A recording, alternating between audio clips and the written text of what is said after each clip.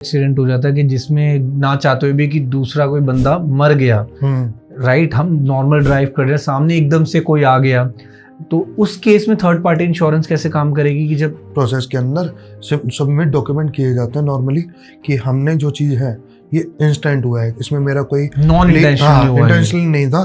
दूसरा चीज़ ये था कि इस कोर्ट ही डिसाइड करती है, इसको कोई पुलिस वाला डिसाइड नहीं करता, इसको कोई इंश्योरेंस कंपनी डिसाइड नहीं करती है। मेरे को आप एक चीज़ समझाइए कि car insurance policy not even सिर्फ डैमेज, कौन कौन से ऐसे एक्सपेक्ट्स कवर करती है वो कि उस केस में कार इंश्योरेंस पॉलिसी काम आए? एक्सीडेंट में डैमेज हुआ, ठीक है, चोरी, ठीक है, नेचुरल डिजास्टर, ओके, ये तीनों जो भी चीज़ें, ये मेजर चीज़ें हो गई। एडवाइज़र बनना, एजेंट बनना बहुत ईजी है, कोई बड़ी नहीं है। आज की डेट में बहुत सारे प्लेटफॉर्म हैं जो आपको नॉलेज भी देते हैं और आपको ऑप्शन भी देते हैं, लाइक बीमा कार, इंश्योर फर्स्ट, बहुत चीज़ें हैं। अब क्या होता है कि किसी की बहुत पुरानी कार है, राइट, उसको भी कार इंश्योरेंस लेनी है, तो क्या क्या प्रॉब्लम उसको फेस करनी पड़ती है कार इंश्योरेंस लेते वक्त? प्रॉब्लम कुछ नहीं फेस करनी पड़ती। अगर गाड़ी का इंश्योरेंस एक्सपायर नहीं हुआ है ना, अगर उसने ड्यू डेट से पहले इंश्योरेंस करा लिया है, उस दिन भी करा लिया है, तो उसे कोई दिक्कत नहीं है क्लेम इंश्योरेंस लेने में। हाँ, अगर गाड़ी का को अगर 15 साल हो गए हैं, पेट्रोल गाड़ी है और डीजल है 10 साल हो गए हैं, तो फिर वो अलग ही है। Hello everyone, welcome to our podcast. So आज का जो हमारा पॉडकास्ट होने वाला है, देखो टाइटल देख के आप लोग समझ गए होंगे कि ऐसी, मतलब यार देखो, गाड़ी तो इंसान हर कोई चलाता है। आज के दिन में ऐसा कोई घर नहीं है जहां पे कार्स नहीं होंगी, क्योंकि कहते हैं कार लेना भी आसान हो गया, लेकिन उसके साथ एक चीज भी एक इंसान जरूर लेता है, वो है car insurance. So car insurance की हमारी लाइफ में क्या इंपॉर्टेंस है और कौन सा कार इंश्योरेंस लेना चाहिए, कैसे लेना चाहिए, किससे लेना चाहिए, कब लेना चाहिए, क्यों लेना चाहिए, तो ये आज हम जानेंगे इस पॉडकास्ट के जरिए। क्योंकि जो हमारे गेस्ट हैं यार, वो है insurance coach, car insurance coach, जो कि आज हमें गाइड करने वाले हैं इस पॉडकास्ट के जरिए। सो जो कार लवर्स हैं, पॉडकास्ट उनके लिए होने वाला है, क्योंकि बहुत लोग सोचते हैं गाड़ी लेते वक्त कि क्या डिसीजंस लेने चाहिए, और जैसे कि आपको पता है मार्केट में केसेस इतने आते हैं, किसी की कभी कोई एक्सीडेंट हो जाता है, कुछ हो जाता है, समझ नहीं आता क्या करना चाहिए, तो आज इस पॉडकास्ट के जरिए आपको पता लगेगा। सो मेरे साथ है सुनील गोयल जी। थैंक यू सुनील गोयल जी आपका यहाँ आने के लिए पहले तो, and welcome. Car insurance coach हैं आप।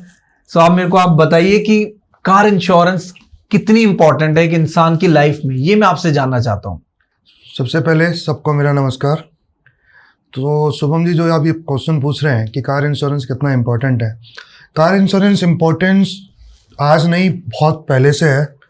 जब से कार चल रही हैं और जब से ये एक्ट आया है 1988 में, तो गवर्नमेंट एक्ट के अकॉर्डिंग कि आप कोई भी कार लेते हैं तो आपको एक थर्ड पार्टी इंश्योरेंस लेना ज़रूरी है, कंपलसरी है। जब भी आप गाड़ी कोई लेते हैं, जब भी वो रोड पे जा रही है, तो थर्ड पार्टी इंश्योरेंस ज़रूरी है। Without this you can't drive any car, नहीं तो अदरवाइज आपको फाइन या पेनल्टी जो भी है लग सकता है, कार आपकी सीज भी की जा सकती है। सो लीगल रिक्वायरमेंट क्यों है ये? लीगल रिक्वायरमेंट इसलिए है कि क्या होता है कि जब आप कार चलाते हैं तो आपको पता है कि कार एक ऐसी चीज़ है जो केवल उससे कोई एक्सीडेंट हुआ, उस केस में who will pay that losses, right, ठीक है। उस केस में क्या होता है कि एक इंश्योरेंस कंपनी के ऊपर लायबल होता है, या फिर जिसके थ्रू एक्सीडेंट हुआ है वो, अब उतना वो बंदा पेबल नहीं है, तो उसको सिक्योर करने के लिए एक थर्ड पार्टी लॉ लाया गया इंश्योरेंस का, जिसके अंदर ये होता है कि कोर्ट डिसाइड करती है कि थर्ड पार्टी को कितना क्लेम इंश्योरेंस कंपनी देगी। ओके, तो ये कवर करने के लिए, ताकि अगर कोई भी ऐसी कोई मिसहैपनिंग या एक्सीडेंट होता है, उस केस में जो थर्ड पार्टी बंदा है जिसको डैमेज हुआ है, कुछ भी है, उसके लॉसेस को कवर किया जा सके, जिससे जो ऑनर है कार का, उसकी फाइनेंशियल चीज़ों पे भी लॉस ना है और सामने वाले को भी उसकी चीज़ों का कवर मिल जाए। तो थोड़ा इजी लैंग्वेज में समझते हैं। मोटर व्हीकल एक्ट 1988 है, तो उसके हिसाब से थर्ड पार्टी कवर कंपलसरी है। और अगर लेट सपोज कि एक इंसान गाड़ी चला रहा है, रास्ते में गलती से बिना कुछ सोचे समझे कुछ हो जाता है, इंसिडेंट हो जाता है ना चाहते हुए भी, सो उस केस में थर्ड पार्टी कोई डैमेज होता है, तो उससे कवर होगा वो, तो अपने को नहीं देना पड़ेगा, अपने को देना नहीं पड़ेगा। और लेट सपोज दूसरी पार्टी केस कर दे कुछ, तो वो लीगल मैटर है ना, उसमें अगर आपके पास इंश्योरेंस है ओके तो आप दे सकते हो। बट अगर आपका इंटेंशनली कोई आपने अल्कोहल है या कोई भी केस आपका पाया जाता है तो वो एक सेकेंडरी है वो चीज़ें, कि आप अल्कोहल पी के या फिर शराब पी के आप ड्राइव कर रहे थे, वो तब आपका कोई डैमेज हुआ, तब वो केस बनता है सामने वाले पे, ठीक है। पर डैमेज जो थर्ड पार्टी डैमेज है उस केस में कोर्ट डिसाइड करता है कि अगर अल्कोहल के थ्रू था, पी रखी थी सामने वाले ने और वो डैमेज हुआ, तब वो कवर आएगा सामने वाले के ऊपर जिसने एक्सीडेंट किया है। बट अगर अल्कोहल वाला मैटर नहीं था, कोई थर्ड पार्टी लॉस हुआ, तो वो इंश्योरेंस से कवर हो जाएगा। क्योंकि अभी रिसेंटली भी काफी केसेस आते हैं, आपको भी पता है, न्यूज में एक पुणे की रैश ड्राइविंग केस आया था, एक बच्चे थे जिसमें लेटर लिखवाया गया था, क्योंकि गलती तो उसकी थी, राइट, क्योंकि उसने ड्रंक एंड ड्राइव लेटर लिखाया गया, एग्जैक्टली, तो ड्रंक एंड ड्राइव वाला केस उस था। केस में दो सिनेरियो बनता है। ओके इंश्योरेंस वाला जो सेक्शन बनता है वो कवर हो जाता है थर्ड पार्टी से। ओके जो आप केस की बात करते हो वो केस है कि बच्चा 18 से कम था, उसके पास लाइसेंस नहीं था, तो ये these are different cases. Cases की जो कह सकते हैं, केसेस की जो राइटिंग है या फिर चीज़ है वो इंश्योरेंस से अलग है। इंश्योरेंस कवर हो रहा है वो थर्ड पार्टी इंश्योरेंस, अगर गाड़ी का इंश्योरेंस था तो थर्ड पार्टी से डैमेज कवर हो जाएगा। ओके बट अगर उस केस में ये ऐड हो गया कि वो ड्राइविंग जो कर रहा था, बंदा जो ड्राइव कर रहा था जी, वो 18 साल से छोटा था, उसके पास लाइसेंस नहीं था, या 18 साल से ऊपर था तो भी उसके पास लाइसेंस नहीं था, ठीक है, या फिर उसने अल्कोहल पिया हुआ था, या इसके अलावा हम बात कर सकते हैं कि वो गलत डायरेक्शन में ड्राइव कर रहा था, राइट। तो ये इस केसेस के अंदर पुलिस केस अलग बनता है। तो यहाँ पे वो बियर करेगा, वो भी जो भी कॉन्सिक्वेंसेस होंगे, वो कॉन्सिक्वेंस वो बियर करेगा। ओके बाकी जो इंश्योरेंस वाला है, इंश्योरेंस वाली कंपनी को लगता है कि भाई हाँ बंदे ने अल्कोहल नहीं पी रखा था, कोर्ट डिसाइड करती है उस केस में अल्कोहल नहीं पिया हुआ था, उसके बाद लाइसेंस भी था, वो सही अपनी डायरेक्शन में ड्राइव कर रहा था, तब भी कोई डैमेज हुआ है तो कोर्ट डिसाइड करती है कि सामने वाले को कितना कवर या लॉस कवर कितना। तो सर लेट सपोज कि ऐसा कोई एक्सीडेंट हो जाता है कि जिसमें ना चाहते हुए भी कि दूसरा कोई बंदा मर गया, राइट, हम नॉर्मल ड्राइव कर रहे हैं, सामने एकदम से कोई आ गया, तो उस केस में थर्ड पार्टी इंश्योरेंस कैसे काम करेगी कि जब सामने वाली पार्टी थर्ड पार्टी इंश्योरेंस जो लीगल है प्रोसेस है वो तो हो गई, पर उस प्रोसेस के अंदर सबमिट डॉक्यूमेंट किए जाते हैं नॉर्मली कि हमने जो चीज़ है ये इंस्टेंट हुआ है, इसमें मेरा कोई नॉन इंटेंशनल नहीं था। दूसरा चीज़ ये था कि इसको जो प्रोसेस किया तो कोर्ट ही डिसाइड करती है, इसको कोई पुलिस वाला डिसाइड नहीं करता, इसको कोई इंश्योरेंस कंपनी डिसाइड नहीं करती है, इसको कोर्ट ही डिसाइड करता है हियरिंग में के बाद ही। ये इसकी हियरिंग अलग ही होती है प्रॉपर, अगर ये इंश्योरेंस वाले मैटर में जाता है। सो मैंने तो इतना सुना है कि थर्ड पार्टी जो इंश्योरेंस कराते हैं उसमें पूरी रिस्पॉन्सिबिलिटी थर्ड पार्टी की होती है। हाँ, थर्ड पार्टी की होती है, इंश्योरेंस कंपनी ही पूरा कवर करेगी, पैसे के साथ साथ केस की जो कॉस्ट है एवरीथिंग, हाँ वो इंश्योरेंस कंपनी ही देखेगी सब कुछ। हाँ, जस्ट आपको हियरिंग के टाइम जाना होगा, दैट्स इट, बिल्कुल, डोंट हैव टू पे। अगर आपकी तरफ से कोई मिस्टेक नहीं है तो, और वो बता ही दिया आपने मिस्टेक्स कैसी होती हैं। मिस्टेक्स कुछ भी हो सकती हैं जिसमें आपने कोई भी लॉ को आप ब्रेक करते हो, दैट इज मिस्टेक। ठीक है, थर्ड पार्टी इंश्योरेंस और कॉम्प्रिहेंसिव इंश्योरेंस, इन दोनों में क्या डिफरेंस है? देखो, थर्ड पार्टी इंश्योरेंस तो ये हो गया जो आपका थर्ड डैमेज हो गया। कॉम्प्रिहेंसिव में क्या होता है, थर्ड पार्टी और ऑन डैमेज, मतलब अपनी जो गाड़ी है उसका डैमेज कवर किया जाता है। मीन्स दैट आपकी गाड़ी है कोई जी, आपकी गाड़ी का अगर कोई एक्सीडेंट हुआ और उसमें कोई डैमेज आया तो वो ऑन डैमेज वाली वैल्यू से कवर होगा, जिसको हम IDV कहते हैं। ओके, उसमें भी आजकल दो चीज़ें चलती हैं, एक चलता है स्टैंडर्ड कवर, एक चलता है zero dep cover, zero depreciation. Zero depreciation अगर आपके पास है तो आपको केवल फाइल चार्ज देना है और आपको उसके अलावा कुछ चार्ज नहीं करना, जो भी डैमेज आएगा वो आपको कंपनी वेयर करेगी, ठीक है। तो ये ऑन डैमेज हो गया और दूसरा TP हो गया। जब दोनों कॉम्बिनेशन होता है that is comprehensive policy. Okay, अब हम शुरू से बात करते हैं, तो जब गाड़ी शोरूम से निकलती है जी, तो आज की डेट में जो गवर्नमेंट लॉ के अकॉर्डिंग 3 साल का थर्ड पार्टी, कार की बात कर रहा हूँ मैं, टू व्हीलर अलग होता है, कार में 3 साल का थर्ड पार्टी और 1 साल का कॉम्प्रिहेंसिव इंश्योरेंस आपको लेना ही पड़ता है, ठीक है, ये देना था। अब वो इंश्योरेंस में क्या होता है कि 3 साल तक थर्ड पार्टी है जी, 3 साल तक अगर आप गाड़ी चला रहे हो तो आपको थर्ड पार्टी नहीं लेने की जरूरत है। बट अगर आपको गाड़ी का डैमेज लगता है कि हो सकता है मैं ड्राइव करता हूँ, तो 1 साल के बाद आपको गाड़ी का डैमेज एक्सपायरी डेट से पहले कराना पड़ेगा, दैट इज ऑन डैमेज। उस टाइम पे टीपी नहीं होगा, ऑन डैमेज पॉलिसी बनेगी। इसको बोलते हैं stand alone on damage cover. जैसे ही आपके 2 साल और कंप्लीट होते हैं, जब 3 पूरे हो गए, तब बनेगी कॉम्प्रहेंसिव पॉलिसी, क्योंकि जब आपका थर्ड पार्टी भी खत्म हो गया और ऑन डैमेज भी खत्म हो गया, तो आपकी बनती है वो 3 कॉम्प्रहेंसिव पॉलिसी। Got it. और कॉम्प्रहेंसिव पॉलिसी एक इंसान को कितना लेना जरूरी है, वो चीज में कॉम्प्रहेंसिव पॉलिसी लेना इतनी जरूरी है कि कोई भी एक लेमैन के लिए, अगर आज वो 10 लाख रुपए की गाड़ी कोई चला रहा है, इसमें कोई डैमेज आ गया, कोई एक्सीडेंट हो गया, ऑन द स्पॉट उसमें 5 लाख का खर्चा है, तो 5 लाख रुपए उसको पॉकेट से पे करने पड़ेंगे। वहीं अगर वो ईयर इंश्योरेंस लेता है तो उस गाड़ी का इंश्योरेंस कवर 15-20 हज़ार रुपये का आएगा, तो 15-20 हज़ार रुपये देके जब आपको पूरा ऑन कवर जो आपको है डैमेज आ रहा है वो कंपनी बेयर कर रही है, तो क्यों नहीं लेगा आदमी। तो ठीक है, मेरे को आप एक चीज समझाइए कि car insurance policy not even सिर्फ डैमेज, कौन कौन से ऐसे एक्सपेक्ट्स कवर करती है वो कि उस केस में कार इंश्योरेंस पॉलिसी काम आए। एक्सीडेंट में डैमेज हुआ, ठीक है, चोरी, ठीक है, नेचुरल डिजास्टर, ओके, ये तीनों जो भी चीजें, ये मेजर चीजें हो गई। अब इसके अलावा कभी इंजन फेलियर, इसमें भी कवर करती है। इंजन प्रोटेक्शन, जीरो डेप्रिसिएशन के अलावा इंजन प्रोटेक्शन। आपके चोरी हुई, कार के अंदर अगर आपने कोई आपके लैपटॉप, मोबाइल कुछ भी है, तो that cover personal belongings. Okay, personal belonging जो एड ऑन होता है वो उसको कवर करता है। इसके अलावा अगर हम बात करें कंज्यूमेबल आइटम जो होते हैं जी, अगर आपने कंज्यूमेबल लिया हुआ है, एड ऑन कवर किया हुआ है, तो आपका कंज्यूमेबल भी वो कवर करता है। अगर टायर प्रोटेक्शन आपने लिया हुआ है तो टायर भी वो कवर करता है। इन केस अगर आपका ड्राइविंग करते हुए टायर फट गया, और टायर की भी वैल्यू होती है बहुत, हाँ, तो टायर भी आज की डेट में अप्रॉक्स 8 से 10 हज़ार रुपये पर टायर आता है, डेफिनेटली करेक्ट आ रहा है। और जितनी हैवी गाड़ी जाओगे उतना महंगा टायर, तो वो भी एक बहुत बड़ा अमाउंट है। जस्ट 1000 रुपीज 1100 अप्रॉक्स जो फाइल चार्ज लगता है, उसके बेस पे आप उसको क्लेम कर सकते हो। इसके अलावा हम बात करें तो की रिप्लेसमेंट, ठीक है, वो कवर होता है। और सबसे अच्छा जो मतलब शुरू जब कोई कार लेता है तो 3-4 साल के लिए एक एड ऑन है रिटर्न टू इनवॉइस या इनवॉइस कवर। मान लीजिए क्या होता है कि जब आप कार लेते हैं तो हर साल उसकी वैल्यू डेप्रिशिएट होती है, राइट, 10%, 5 से 10% डेप्रिशिएट होती है।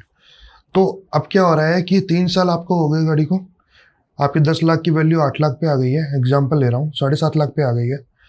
बट अगर आपने रिटर्न टू इनवॉइस लिया हुआ है या इनवॉइस कवर लिया हुआ है, जो भी, वो अलग अलग कंपनी में अलग अलग नाम से चलते हैं, that's why I am covering both content. तो उसमें क्या होता है कि अगर आपने रिटर्न टू इनवॉइस लिया हुआ है और गाड़ी चोरी हो गई या फुल डैमेज आ गया, टोटली डैमेज, तो आपको गाड़ी की 10 लाख रुपीस की वैल्यू मिलेगी, जितने की आपने ली थी। That is invoice cover. और ये काफी लोगों को नहीं पता होगा, नहीं पता होता है, ये चीजें ही होती हैं, ये एजेंट्स को भी नहीं पता है, काफी एजेंट्सों को भी नहीं पता ये बात। तो गॉट इट। तो ये जो हम जो चीज कहना चाह रहे हैं या बताना चाह रहे हैं कि जो एजेंट्स हैं या एडवाइजर हैं, उनको फुल जो नॉलेज लेनी चाहिए किसी भी प्रोडक्ट की, या तो नॉलेज के बेस पे अगर वो काम करते हैं तो चीज़ मतलब कह सकते हैं कि उनके लिए एक ब्रेक थ्रू है हर चीज़ में। क्लाइंट को क्लोज करना इजी होता है, अपने आप को मूव करना इजी होता है, आगे बढ़ने के लिए भी बहुत चीज़ें इजी होती है। नॉलेज बहुत जरूरी है हर चीज़, ठीक है। और एक इंसान जब कार इंश्योरेंस लेने जाता है तो प्रीमियम कैसे पता लगाया जाए कि कितना देना चाहिए, और प्रीमियम की वैल्यू कैसे काउंट होती है, और ये आईडीवी क्या होता है सर? सबसे पहले मैं आपको आईडीवी का आंसर देता हूँ। आईडीवी क्या होती है? एक आपकी कार की एक स्टैंडर्ड वैल्यू होती है जिसको कहते हैं इंश्योर डिक्लेयर वैल्यू, कि कोई भी इंश्योरेंस कंपनी आपके जो कार है उस पे आज की डेट में क्या वैल्यू लगा रहा है। ठीक है, हर कंपनी अपना अपना वैल्यू लगाती है, हर कार और वेरिएंट पे, हर कार पे और उसका वेरिएंट पे अलग अलग वैल्यू लगती है, और वो उनके स्टैंडर्ड्स हैं, हर कंपनी के अपने स्टैंडर्ड्स हैं, उसको हम नहीं बता सकते, यू कांट एक्सप्लेन। आप अप्रोक्सीमेट ले सकते हो बट यू एग्जैक्ट नहीं बता सकते हो आप। अब मान लीजिए कोई कंपनी एक गाड़ी की वैल्यू, कोई गाड़ी को 3 साल हो गया है और उसको कोई वैल्यू उसकी 7.5 लाख रुपए लगा रही है, तो कोई कंपनी उसकी हो सकती है 7.9 लगाए, कोई 7.8 लगाए, हो सकता है कोई 7 ही लगाए, नियर बाय टू दैट, ठीक है। बट डिपेंड ऑन अस कि हमको कितनी वैल्यू रखनी है अपनी, तो वेरिएशन होता है रेंज में, वो आप रख सकते हो। तो एक तो इंश्योर्ड डिक्लेयर वैल्यू हो गया। अब आता है इसके बाद कि प्रीमियम कैसे कैलकुलेट होता है। प्रीमियम जब आप कॉम्प्रहेंसिव लेते हो कोई भी गाड़ी का इंश्योरेंस, कॉम्प्रहेंसिव इंश्योरेंस आ रहा है तो थर्ड पार्टी वैल्यू जो है वो आपके कार के सीसी से डिसाइड होती है, इंजन के सीसी से। कितने सीसी का इंजन है? हाँ, तो जैसे 1000 सीसी से अंडर है तो अप्रॉक्स 2092 समथिंग होता है प्लस जीएसटी। ठीक है। अगर 1000 से 1500 के बाद अप्रॉक्स है तो अप्रॉक्स 3, 4, 5 के अप्रॉक्स प्लस जीएसटी। अगर 1500 से ऊपर आ गया तो वो उसका 7-8 समथिंग है, 7890 प्लस जीएसटी। तो ये चलता है अलग अलग चीज़ों के साथ में कि फिर उसके बाद आती है on damage value. On damage में आपका प्रीमियम आ गया जी। फिर उसके बाद आप जीरो डेप ऐड करते हो, जीरो डेप्रिसिएशन, तो उसके अंदर उसका प्रीमियम अलग है। ठीक है, वो एड ऑन हो गए सारे। अब इसके अंदर भी क्या करते हैं, कुछ कंपनियां अपने अपने पैकेज चलाती हैं। ओके। कंपनियों ने कह दिया कि भाई हम जीरो डेप्रिसिएशन का एक पैकेज देंगे जिसमें आपको हम कंज्यूमेबल भी ऐड करेंगे, हम आपका बिलोंगिंग्स भी ऐड करेंगे, पर्सनल बिलोंगिंग्स, हम आपका की भी कवर करेंगे। दूसरा एक उन्होंने प्रीमियम वाला पैकेज बना दिया जिसमें आपको जीरो डेप्रिसिएशन के साथ इंजन भी कवर करेंगे और रिटर्न टू इनवॉइस भी कवर करेंगे। तो उस केस में क्या हुआ, पैकेज हो गया, आपको पैकेज के अकॉर्डिंग वो पैकेज सस्ते भी पड़ते हैं, राइट, और सारी फैसिलिटी भी मिलती है। तो जिनको समझ में आता है वो पैकेज लेते हैं और जी निकल के अच्छा कर लेते हैं। ठीक है। तो ये जो चीज़ें हैं कंपनी ने जैसे जैसे रिक्वायरमेंट है वो चीज़ किया। अब इसके अंदर एक चीज़ और आती है जो अच्छी चीज़ है किसी पर, personal accidental cover of owner driver. आप मात्र कंपनियों का स्टार्ट होता है 250 रुपये से 350 या 400 रुपये प्लस जीएसटी, जिसमें आप ये देख के जो भी ऑनर है गाड़ी का उसके नाम पे इस इतनी रेंज में 15 लाख का कवर, एक्सीडेंटल कवर आ जाता है। कि मतलब कोई भी उसको लॉस हो, हेल्थ रिलेटेड कुछ भी हो। हेल्थ नहीं, इसमें एक्सीडेंटल डेथ कवर होता है। डेथ कवर है 15 लाख का मात्र 250 से 300-400 रुपये के बीच में। अलग कंपनी का अपना अपना है, कोई 250 रुपये का देती है, कोई 300 का, कोई 350 का, कोई 375 का, सब अलग अलग है, बट बहुत अच्छा है। इसके अलावा होता है कि मान लीजिए आपने कोई पेड ड्राइवर रखा हुआ है जी, उसका आप मात्र 50 रुपये में 1 लाख रुपए तक का कवर ले सकते हो। पैसेंजर का भी कवर ले सकते हो आप। तो वो थोड़ा थोड़ा अमाउंट ऐड ऑन होता जाएगा, बट ये आपको और आपके जो फैमिली मेंबर्स हैं या पैसेंजर्स जो भी जा रहे हैं, ड्राइव हो रहा है, उनको पूरा कवर करता है। Got it. इतनी चीजें जो हैं, जो एजेंट्स हैं या जो फौज है, एडवाइजर्स है, वो उतना कन्वे करें ना किसी भी क्लाइंट को, तो वो बहुत ईजी होता है सेल करना। Got it. ठीक है, तो ये क्या होता है कि एक तरीके से सर्विस होती है कि सामने वाले को कितना हम इजीली बता पा रहे हैं, राइट, और हम लोग इतना समझ रहे हैं। तो एक चीज मेरे को बताओ कि अभी आपने इतनी सारी चीजें डिटेल में बता दी एज ए इंश्योरेंस कोच, अब कहीं ना कहीं हर एक इंसान को भी ये चीजें पता होनी चाहिए अपनी लाइफ में, जिससे कि चीजें आसान हो जाए उसके लिए, उसको किसी एजेंट के पास ना जाना पड़े, वो खुद ही एजेंट बन जाए। राइट, अगर if I have a knowledge, मेरे को किसी की जरूरत थोड़ी पड़ेगी, मैं डायरेक्टली कंपनी से डील करूंगा। सो खुद को अगर एजेंट बनना है तो वो कैसे बना जाएगा, वो चीज आप मेरे को समझाइए।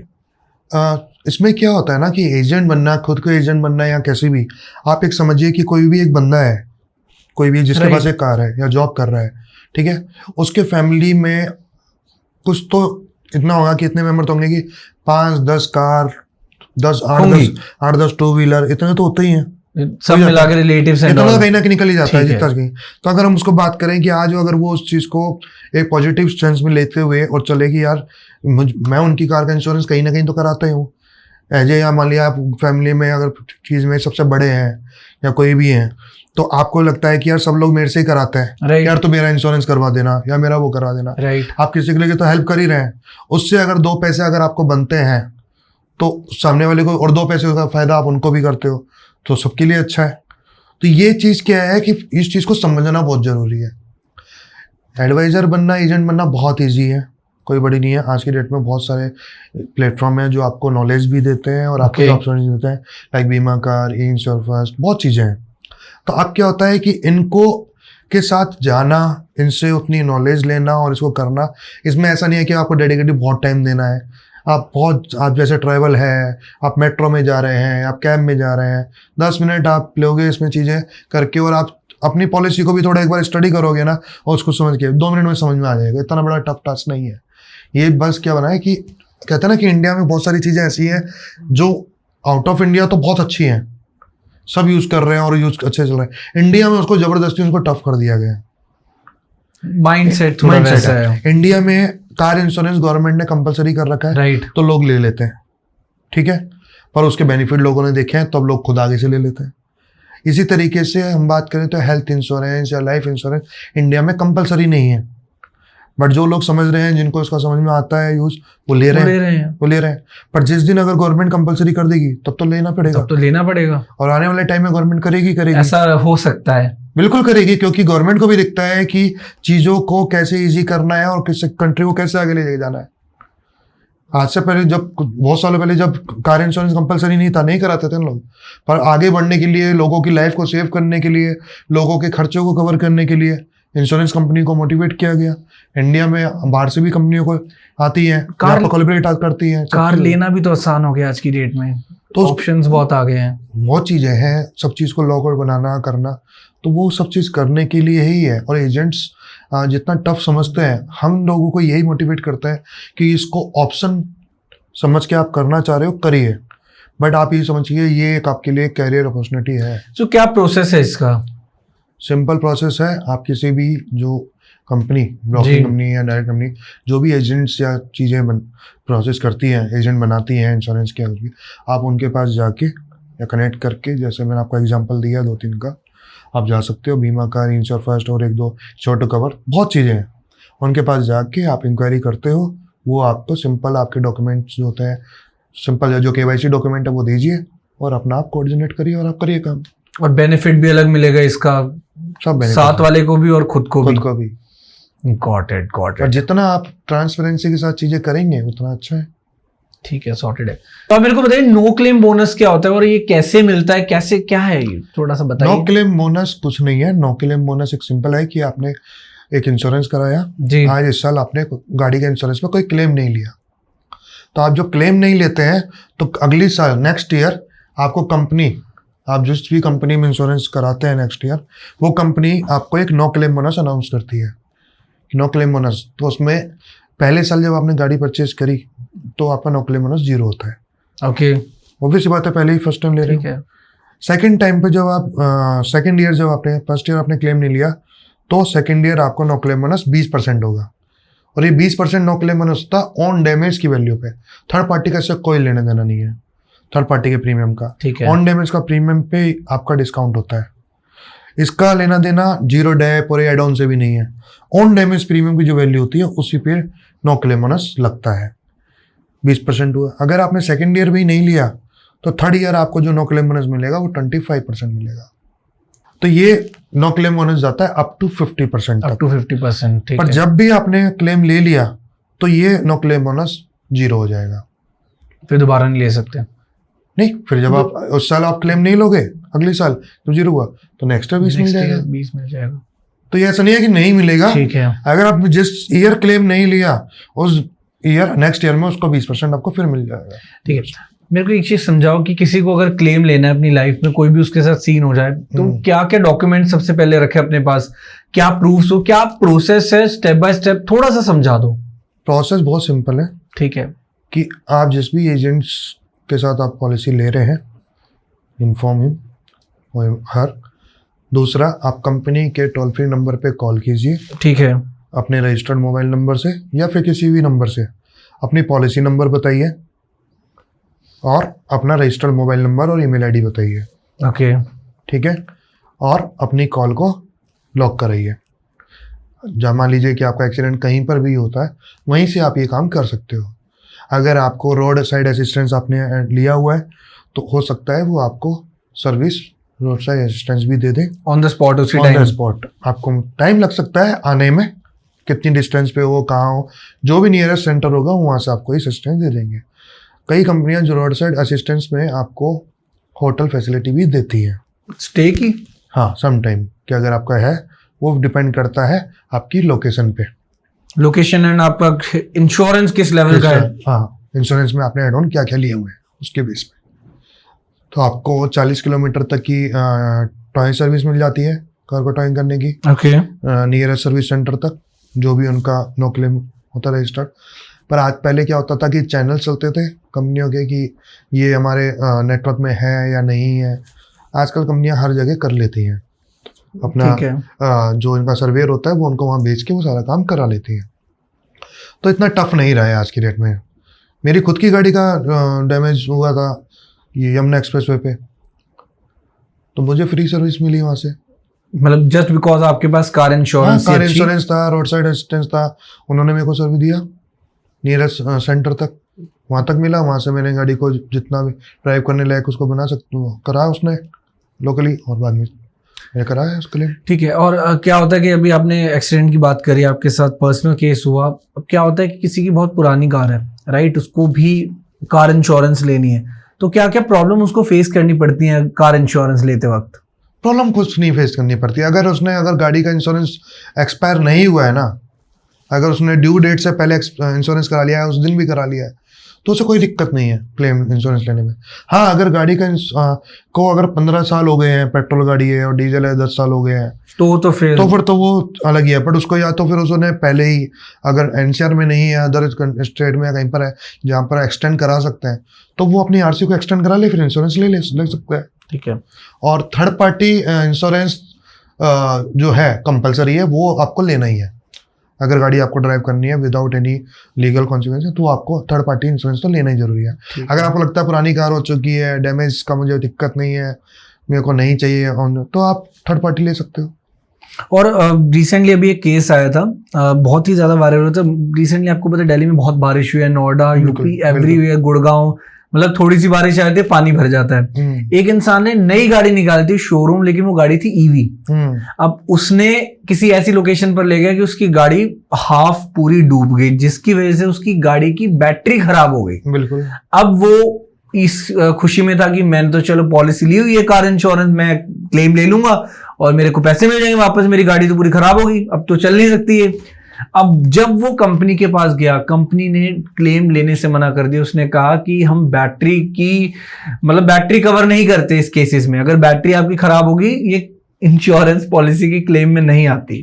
तो ऐसा क्या करे वो, उस केस में क्या करे सर? देखो, उस केस में जो है सबसे ज्यादा इम्पोर्टेंट, जी, जो बैटरी वारंटी है, मुझे वो कंपनी का नाम याद नहीं आ रहा है, शायद BYD थी। हाँ, बहुत वायरल हुआ था आई थिंक BYD थी, हाँ, जो भी। तो इसमें कंपनी है ना, बैटरी वारंटी कंपनी देती है। ठीक है, कंपनी की रिस्पॉन्सिबिलिटी है इसमें। हाँ, बैटरी वारंटी कंपनी की है, इसमें इंश्योरेंस कंपनी की नहीं है। तो क्या हेल्प करी होगी कंपनी ने? डेफिनेटली की होगी, क्योंकि वायरल हुआ है ये, बहुत वायरल हुआ है। हाँ, बस इसी चीज से हुआ है इंश्योरेंस के नाम पे, बट इसमें इंश्योरेंस कंपनी का कोई इन्वॉल्वमेंट था नहीं। तो मतलब वो इंसान के पैसे बच जाएंगे कहीं ना कहीं अगर कंपनी की डेफिनेटली बने रिस्पॉन्सिबिलिटी, होंगे, क्योंकि अगर वो नहीं बने होंगे तो वो अभी तक केस होता और अभी तक बहुत बड़ा और शायद कोई गाड़ी लेगा भी नहीं आने वाले टाइम में। फिर ऐसा नहीं हो सकता, क्योंकि कंपनियां उसको रिकवर करती है। जैसे एक अभी आया था कि ये कंपनी गाड़ी को वहां पर ले गया था एक बंदा, ईवी गाड़ी को, और ले में जाके उसकी गाड़ी बंद हो गई थी। बहुत तो उसका पूरा स्टोरी तो नहीं पता, बट उस केस में कंपनियां देती हैं असिस्टेंस, टाइम लगता है बट देती हैं, क्योंकि बिल्कुल एक अलग लोकेशन है, वहां पर उस सर्विस को देना, पहुंचाना, कंपनी अपने क्लाइंट को कभी। बट इंश्योरेंस के केस में वो मैटर नहीं है, इंश्योरेंस का उससे कोई लेना देना नहीं है। ये जस्ट क्या है कि नेगेटिव थॉट फैलाने वाली बात है वायरल करने की, अदरवाइज इसका कोई लेना देना है नहीं इंश्योरेंस से। मतलब कार इंश्योरेंस पॉलिसी देखा जाए सेफ होती है, ऐसा नहीं कि आपके साथ कोई दिक्कत दे, सारी चीजें अगर ट्रांसपेरेंसी है। देखो, पॉलिसी कार पॉलिसी में बहुत सारे मिथ है, मैं बताया था। ओके, मिथ की बात करता हूँ तो कार पॉलिसी के अंदर सबसे बड़ा मिथ, अगर मैं स्टेप बाय स्टेप चलूँ, गाड़ी जब शोरूम से निकलती है तो सबसे पहला मिथ होता है कि यार मैंने गाड़ी का इंश्योरेंस शोरूम से नहीं कराया तो मेरे को क्लेम नहीं मिलेगा। ये भी क्वेश्चन है मेरा कि अगर वो गाड़ी का ये क्योंकि हम ये रोज है हमारा, ये रोज का प्रॉब्लम है, हमको रोज सुनने को मिलता है ये। तो हमें बहुत सिंपल सा लॉजिक है कि आप शोरूम वाले से पूछिए कि मुझे जब क्लेम लेना है, मेरी गाड़ी मैं दिल्ली NCR से ले रहा हूँ, या फिर मैं मान लीजिए दिल्ली के किसी एक मान लीजिए मयूर विहार वाले उससे ले रहा हूँ, शोरूम से ले रहा हूँ, तो मैं ये तो है नहीं कि गाड़ी मयूर विहार में ही चला रहूँगा, मैं गाड़ी गुड़गांव भी चलाऊंगा, नोएडा भी चलाऊंगा, देहरादून भी चलाऊंगा, चंडीगढ़ भी चलाऊंगा, कहीं भी चलाऊंगा, मैं गाड़ी कार कहीं भी चला सकता हूँ। डैमेज कहीं भी आ सकता है, बिल्कुल, कार कहीं पर भी प्रॉब्लम कर सकती है। उस केस में तुम्हारा शोरूम तो सर्विस नहीं देगा, राइट। ये तो है नहीं कि मैं वहां से गाड़ी को तुम्हारे वहां शोरूम तो लाऊंगा। तो उस केस में क्लेम कैसे मिलेगा? क्लेम कैसे मिलेगा? मिलेगा कैसे? कस्टमर केयर पे कॉल करके, पहला स्टेप। ठीक है, सिंपल। तो उस केस में तुम्हारा ये कहना कि तुम क्लेम नहीं मिलेगा वो बेबुनियाद है, कोई लेना देना नहीं है उसका। जस्ट बिकॉज कि आपको पॉलिसी सेल करनी है आप ही बोल रहे हो। शोरूम वाले, बहुत शोरूम वाले तो इतनी दादागिरी दिखाते हैं कि आप हमसे ही लोगे नहीं लोगे तो हम गाड़ी नहीं देंगे।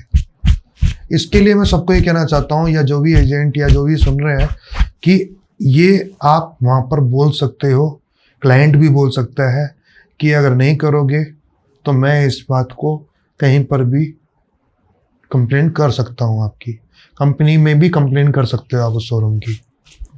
क्योंकि कोई भी कंपनी किसी भी शोरूम को या डीलर को ये राइट नहीं देती है कि आप किसी कस्टमर के साथ इस तरह के बिहेव करेंगे।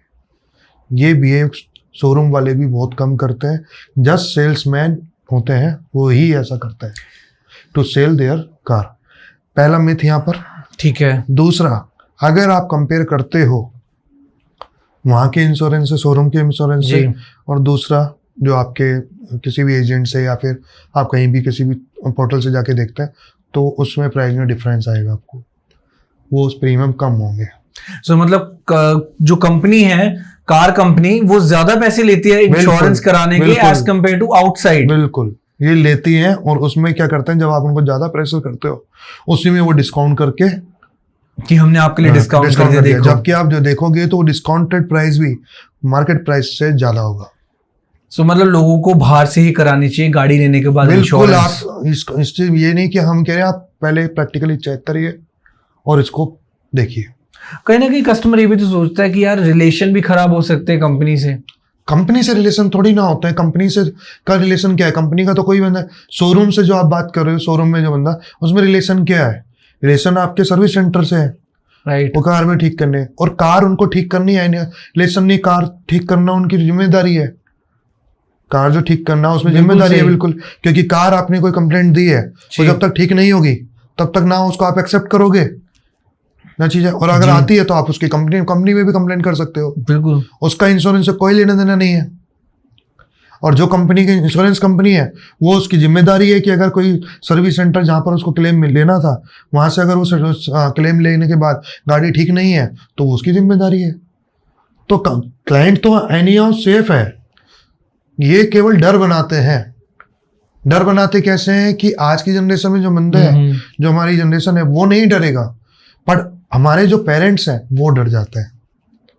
तो ये मिथ जो प्रेशर बनाते हैं ना, वो उन पे बनाते हैं, और वो मैनिपुलेट भी हो जाते हैं इनकी बातों से। क्योंकि हमें लगता है कि यार पेरेंट्स को क्या मना करें, कितना समझाएं। अरे तो वही बात होगी ना यार। देखो, कोई अगर गाड़ी लेने जा रहा है तो वो हमेशा सोचता है कि यार मैं बाहर से एसेसरीज लगाऊं क्योंकि सस्ती पड़ती है, कंपनी से ना लगवाने के वजह। तो पैसा बचाता है ना, कंपनी कहती है हम लगवा रहे तो हम रिस्पॉन्सिबिलिटी पैसा बचाता है ना। मैं आपको बताता हूँ कि इनोवा जैसी गाड़ी में, इनोवा ले लो या महिंद्रा की कोई भी 700 ले लो या स्कॉर्पियो ले लो, जो शोरूम पे इंश्योरेंस देता है ना, और जो आप मार्केट से इंश्योरेंस लोगे, तो उसमें कम से कम 20,000 रुपए का डिफरेंस है, 15 से 20,000 रुपए का।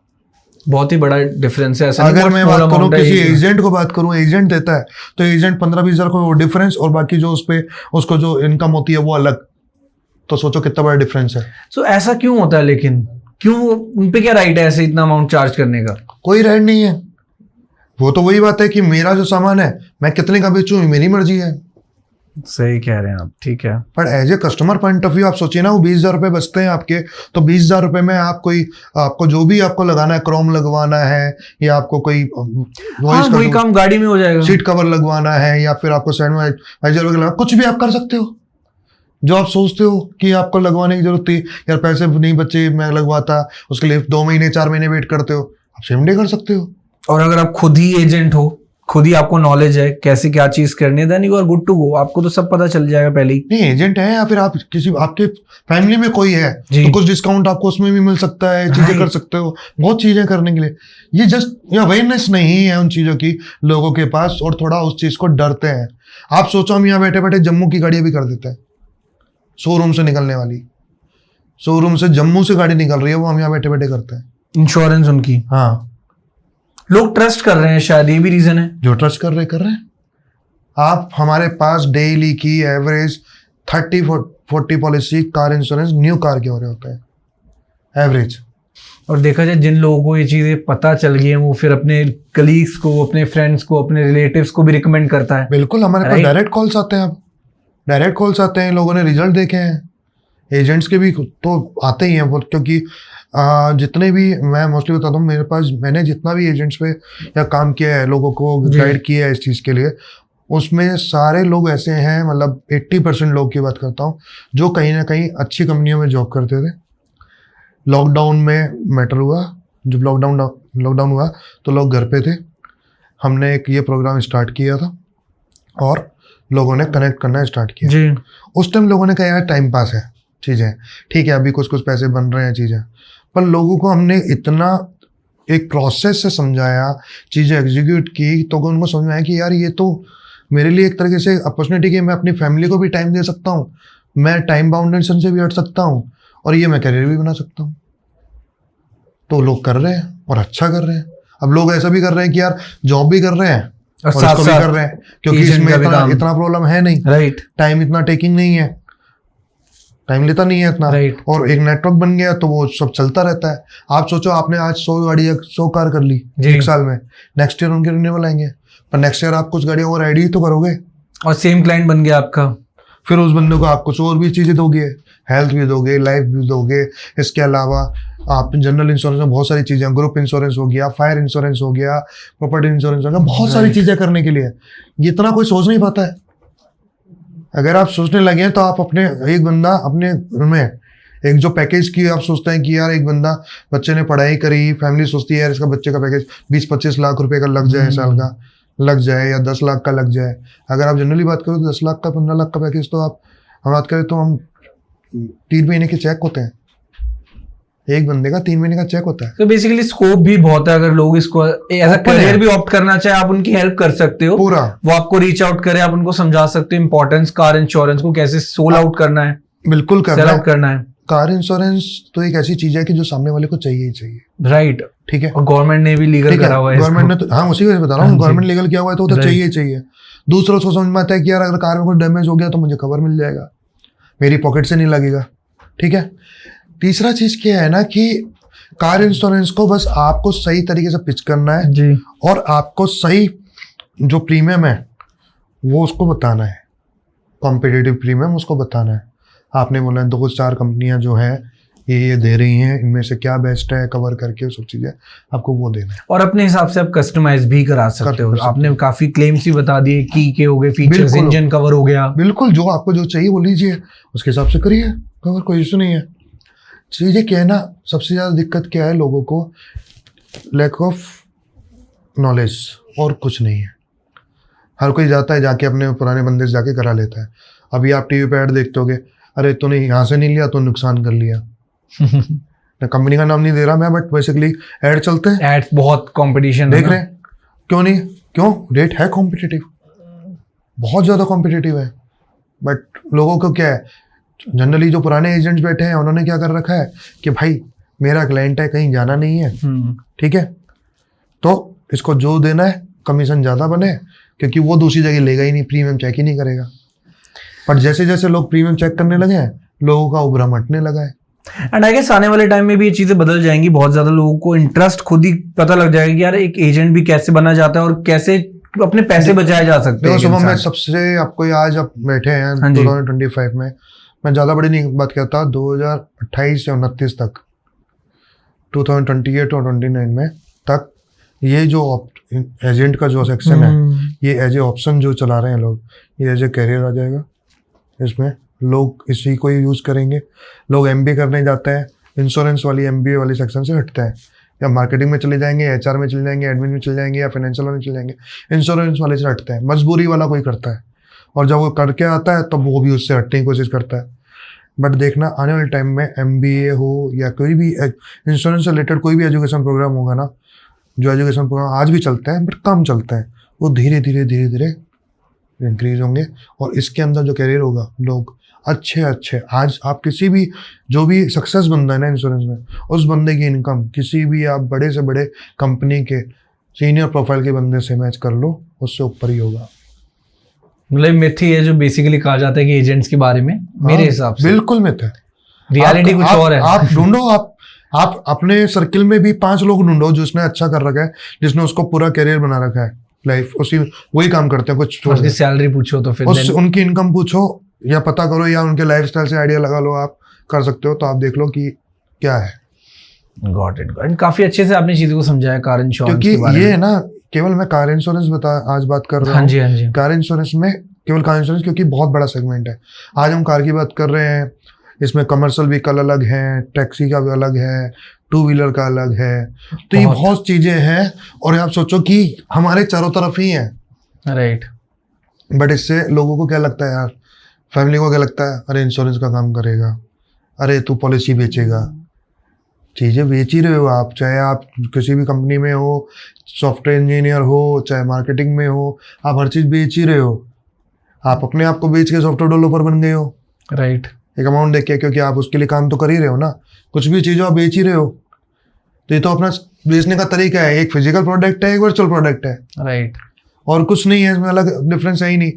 आज हम बात करें जो हम कार इंश्योरेंस को एजेंट कितने अच्छे तरीके से करते हैं या एजेंट को करना चाहिए, तो हम बात करें तो किसी का क्लेम आया, बहुत सारे लोग हैं, जैसे हमने आपको बताया कस्टमर केयर पे कॉल करके, बहुत सारे लोग हैं वो नहीं कर सकते हैं, तो एजेंट वहाँ पर जिम्मेदारी बनती है कि वो उस पॉलिसी नंबर को और मोबाइल नंबर से अपने नंबर पे कॉल करके रजिस्टर करा सकता है, इसमें कोई प्रॉब्लम नहीं है। यहाँ पर एजेंट का इतना सा ही ज़रूरत है, और जो उसका फॉलोअप बनता है ज़्यादा से ज़्यादा कि भाई सर्वेयर आया नहीं आया, क्लेम गाड़ी का पूरा नहीं हुआ, सर्विस ठीक हुई कि नहीं हुई, बस वो थोड़ा फॉलोअप कर ले तो क्लाइंट का रिलेशन बना रहता है, क्लाइंट को भी लगता है कि हाँ उसने मेरी हेल्प की, वो चीज़ें हैं और कुछ नहीं है। छोटी चीज़ें हैं, ज़्यादा बड़ी नहीं है। सबको लगता है यार क्लेम आ गया, रात को क्लेम आ गया तो मैं क्या करूँगा, एजेंट्स को लगता है रात को क्लेम आ गया तो मेरी तो नींद आराम हो जाएगी, ये हो जाएगा, ऐसा कुछ नहीं है। जितने अच्छे तरीके से आप उसको कन्विंस करोगे वो ही है। रात को क्लेम आने पर आपको एक कॉल करनी है और कुछ नहीं करना। क्लेम एट द एंड उसको लेना ही पड़ेगा, क्लेम तो आएगा ही आएगा कार इंश्योरेंस के लिए, बिल्कुल, क्योंकि वो नेसेसरी है, उससे भाग ही नहीं सकता।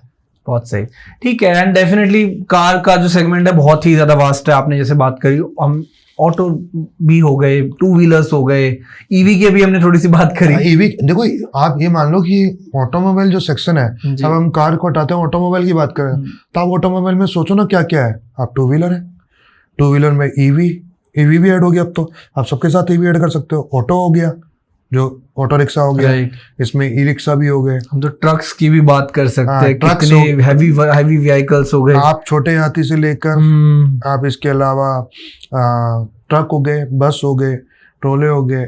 अब इसके अलावा बात करें तो फायर इंश्योरेंस हो गया, ऑटोमोबाइल के नाम पे तो काफी है। जितने भी ट्रांसपोर्ट व्हीकल्स हैं एक्चुअली सबके लिए ही इंश्योरेंस है। रोड पे जो चल रहा है, साइकिल छोड़ दो, अभी सबके लिए इंश्योरेंस, सबके लिए इंश्योरेंस है। Got it. तो ये इंश्योरेंस जो सेक्शन है जो चलेगा वो बहुत बड़ा चलेगा। एंड अभी मैं एक चीज और बताना चाहूंगा ऑडियंस को कि सुनील जी बेसिकली एक सीरीज है उनकी है जिसमें इंश्योरेंस के मोस्टली जितने भी टॉपिक्स हैं वो कवर कर रहे हैं। एंड आप इनके चैनल पे भी देख सकते हैं कि अमेजिंग इंश्योरेंस के बारे में आपको चीजें पता लगेंगी और आप भी एक एजेंट बन सकते हैं, जिससे काफी फाइनेंशियली आप चीजें बचा सकते हैं अपनी लाइफ की, और वही पैसों को आप इन्वेस्ट कर सकते हैं और अच्छे कामों में, अपने हाउस होल्ड की चीजों में। राइट। इसके अलावा मैं एक चीज और आपको ऐड करना चाहूंगा। ये लोग जैसा सब लोग समझते हैं कि एजेंट वाला जो सेक्शन है या फिर जो भी चीजें हैं ये थोड़ा ऐसा है, नेगेटिव थॉट है लोगों के मन में, इसको मैं सोचिए गवर्नमेंट भी इसको प्रमोट करना चाहती है। गवर्नमेंट ने भी अपने गवर्नमेंट के अंदर भी बीमा सखी को लॉन्च किया है, जिसके अंदर वो लोगों को ग्राउंड लेवल पे बीमा सखी के नाम से, जिसमें उन्होंने इंश्योरेंस के लिए लोगों को अवेयरनेस और देना स्टार्ट किया है, जिसमें लोग अच्छे से चीज़ों को कर पाएँ, समझ पाएँ और अपने आप लाइफ को सिक्योर कर पाएँ, चाहे वो ऑटोमोबाइल हो, चाहे हेल्थ हो, चाहे लाइफ हो, कुछ भी हो। और एजेंट एक फ्यूचर है बेसिकली, फ्यूचर है, आने वाले टाइम में बहुत फ्यूचर बड़ा बनेगा अपने आप में। जैसे आने वाले टाइम पहले क्या होता था कि इंजीनियर का चला, डॉक्टर का क्रेज चला, फिर सीए का चला, अब इन्फ्लुएंसर का चल रहा है, तो क्रेज इंडिया में आता है। बट ये देखना ही आने वाले टाइम में इतना नहीं चलेगा, ये पिछले कई सालों से चल रहा है, 30-35 सालों से, और अभी भी और ये लंबा, ये कहीं नहीं रुकने वाला। थॉट जो थे नेगेटिव वो धीरे धीरे हटने लगे हैं लोगों के मन में। आप लोग जितना भी है इंश्योरेंस खुद से लेना चाहते हैं अपनी लाइफ को सिक्योर करने के लिए, चाहे लाइफ हो, चाहे हेल्थ हो, चाहे कार हो, तो सबको आगे से आगे बढ़ना चाहिए और कोई भी इसको ले सकता है, कर सकता है, इसमें कोई चीज़ की झिझक नहीं होनी चाहिए। तो मैं सबको ये कहना चाहूँगा। एंड डेफिनेटली अगर आपको इंश्योरेंस से रिलेटेड कोई भी इश्यूज हो, चाहे वो कार इंश्योरेंस हो, हेल्थ इंश्योरेंस भी हो, क्योंकि सर के पास ऐसे प्रोफेशनल्स भी हैं जो आपको प्रोवाइड करेंगे लोग related to any insurance, he can guide you in a better way. आप रीच आउट कर सकते हैं, इनका नंबर है, बेझिझक कॉल कीजिए एंड समझिए कार इंश्योरेंस की इंपॉर्टेंस, और ये भी आपको गाइड करेंगे कि कैसे एक एजेंट भी बना जा सकता है, आप खुद भी कैसे उस एजेंट को एज अ करियर ऑप्ट कर सकते हैं अपनी लाइफ में। So thank you so much Sunil ji, बहुत Thank ही you so अच्छा much. लगा आपसे बात करके। एंड मिलते हैं एक ऐसे अमेजिंग थॉट प्रोवोकिंग टॉपिक के साथ, एक ऐसे अमेजिंग गेस्ट के साथ। This is Shubhi signing off from our podcast. Thank you so much everyone, thank you so much.